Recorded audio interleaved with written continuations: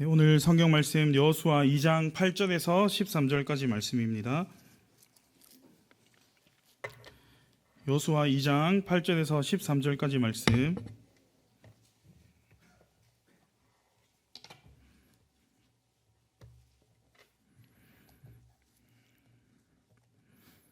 여호수아 2장 8절에서 13절까지 말씀 우리 한 절씩 교독하겠습니다. 정탐꾼들이 잠들기 전에 라합은 지붕 위에 있는 그들에게 올라가서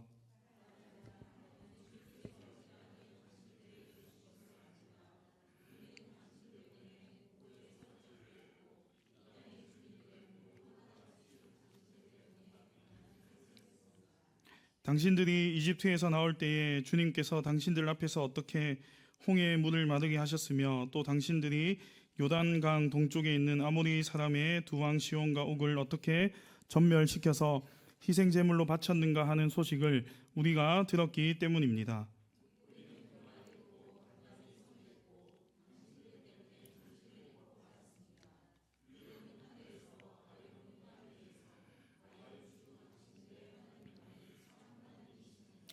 내가 당신들에게 은혜를 베풀었으니 이제 당신들도 내 아버지의 집안에 은혜를 베푸시겠다고 주님 앞에서 맹세를 하시고 그것을 지키겠다는 확실한 징표를 나에게 주십시오. 부모와 형제 자매들과 그들에게 속한 모든 식구를 살려주시고 죽지 않도록 우리의 생명을 구하여 주십시오. 아멘. 할렐루야. 옆에 분과 한번 인사하겠습니다.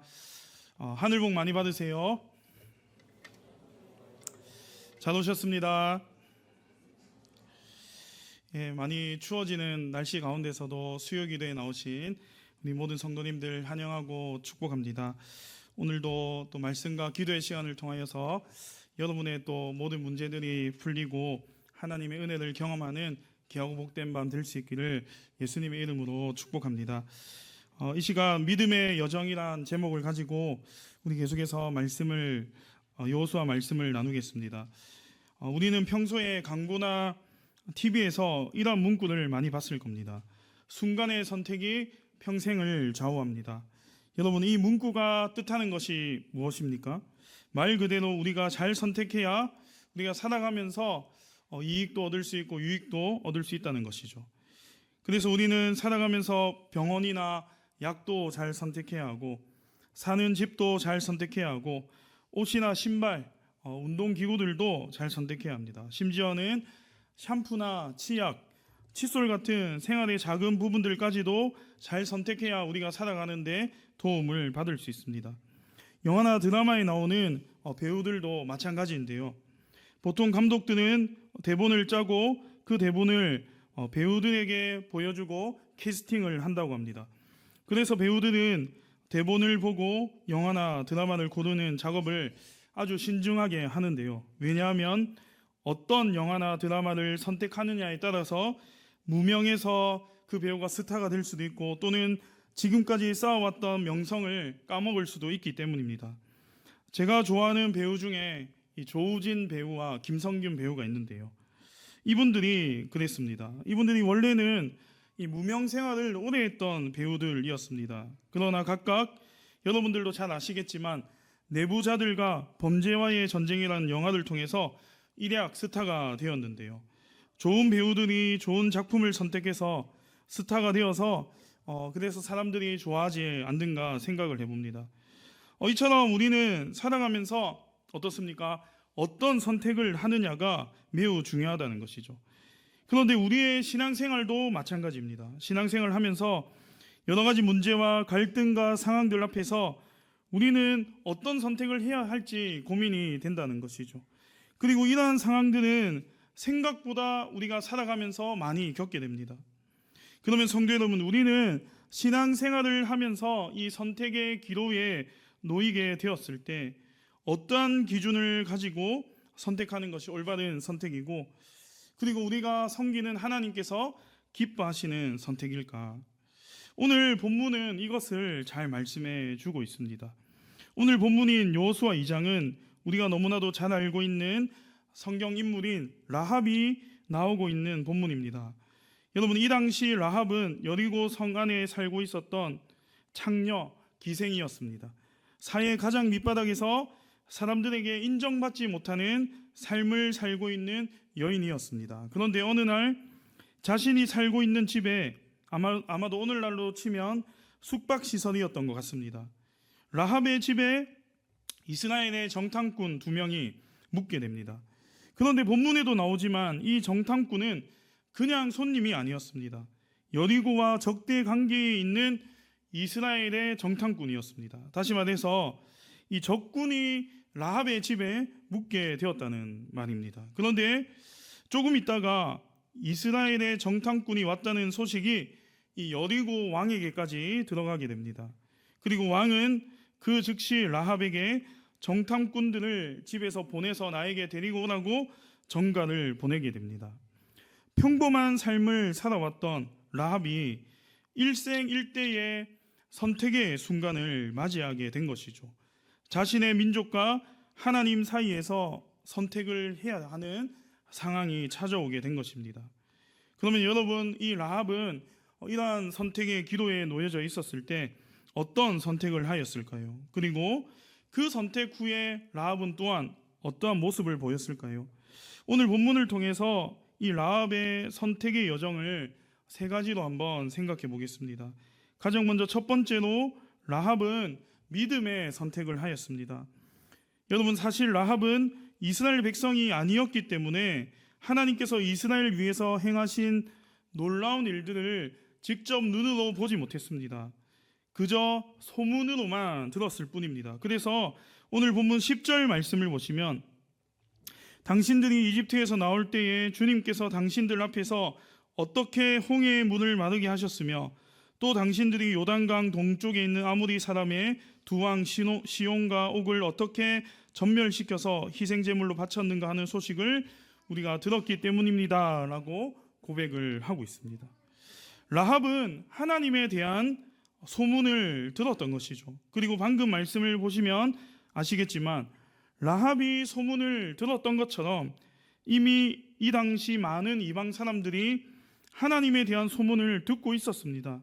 그런데 중요한 것은 그 소문을 들은 사람들의 반응이 달랐다는 것이죠.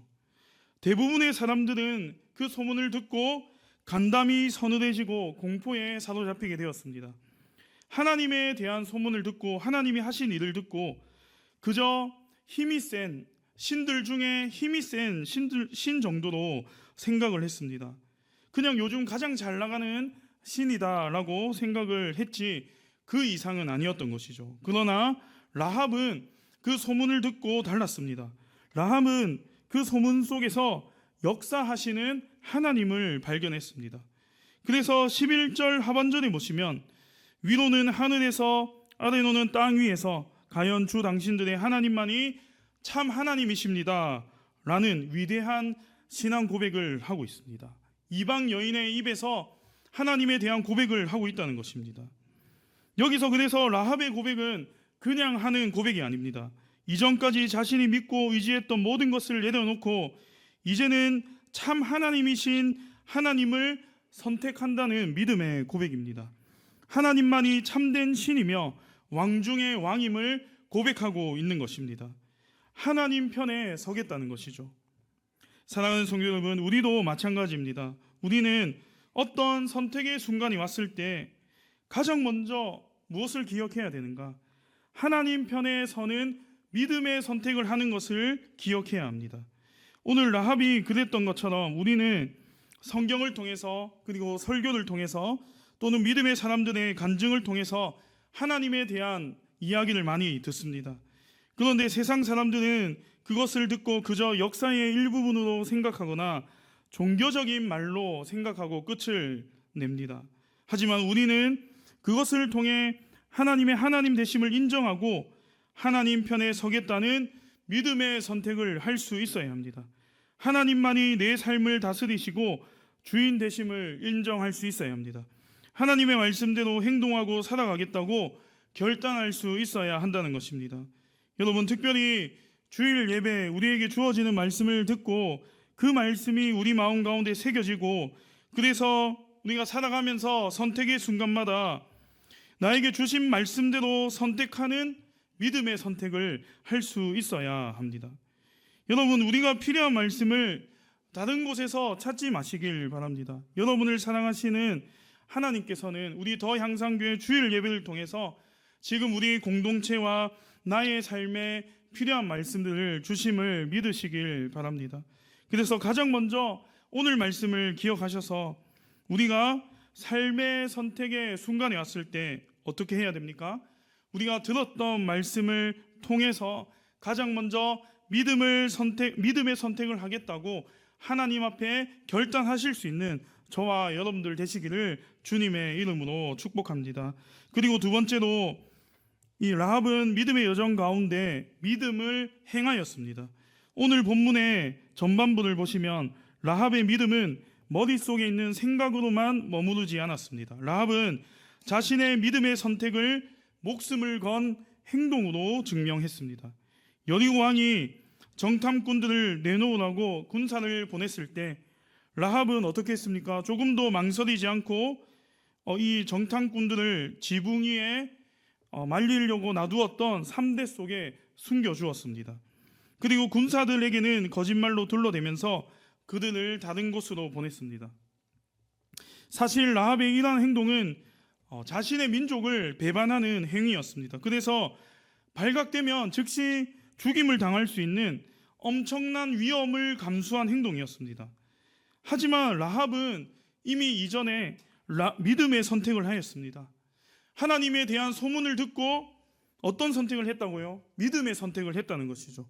하나님 편에 서는 것 말고는 다른 것은 눈에 들어오지도 생각도 들지 않았다는 것입니다. 그래서 행함의 믿음을 강조하는 야고보서 2장 25절 말씀을 보시면 라합에 대해서 행함으로 이롭게 되었다라고 평가하고 있습니다. 라합은 믿음의 선택에서 그치지 않고 그 믿음을 행함으로 이어갔다는 것입니다. 오늘날 그리스도인들은 정말로 말씀을 많이 듣습니다.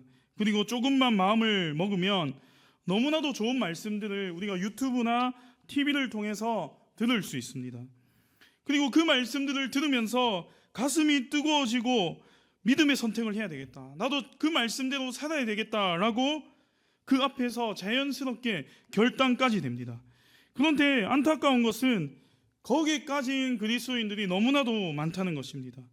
믿음의 지성은 있는데, 믿음의 지성은 너무나도 넘쳐나는데 믿음의 야성이 없다는 것이죠. 믿음의 선택은 하는데 믿음의 행함을 하는 그리스도인은 없다는 것입니다. 저와 여러분은 어떻습니까? 우리가 선택한 믿음을 우리의 삶에서 정말로 실천하고 있으신가요? 하나님 편에 서겠다고 내가 말씀 시간마다 고백하는데 정말 그 고백이 삶으로 이어지고 있으신가요? 마음을 놀리고 가슴이 뜨거워지고 성령 충만함이 있는 설교를 듣지만 그것이 정말로 우리의 삶으로 이어지고 있으신가요? 여러분, 행함이 우리의 구원을 결정짓지는 못하지만 믿음이 있는 곳에는 반드시 행함이 따라옴을 기억하시길 바랍니다.